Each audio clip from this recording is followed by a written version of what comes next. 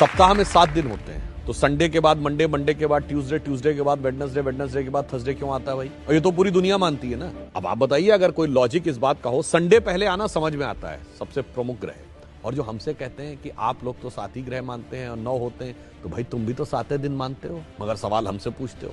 चलिए, अगर सूर्य सबसे बड़ा ग्रह है और साइज के हिसाब से होना चाहिए था, तो उसके बाद दूसरे नंबर का ग्रह बृहस्पति है साइज में, फिर तीसरे नंबर का शनि है, तो संडे के बाद थर्सडे आना चाहिए था, उसके बाद सैटरडे आना चाहिए। यदि सूर्य से डिस्टेंस में देखें तो नियरेस्ट वेडनेसडे है, तो संडे के बाद बुध है, तो संडे के बाद वेडनेसडे आना चाहिए था। परंतु ऐसा क्यों होता है? उसका कारण विशुद्ध भारतीय ज्ञान, जो भारत की वैदिक ज्योतिष है, जिसमें एक चीज होती है होरा।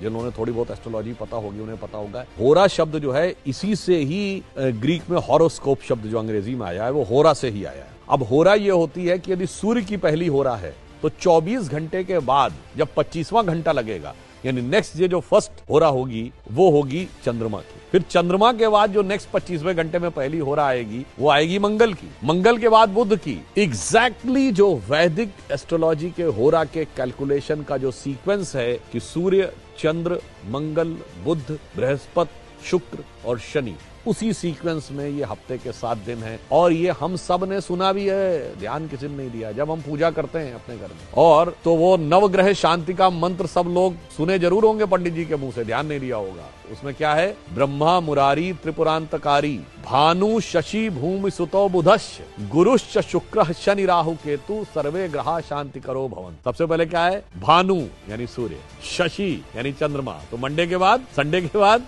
मंडे, भूमि सुतो मंगल, देन ट्यूसडे, बुधश्च, गुरुश्च, शुक्र, शनि।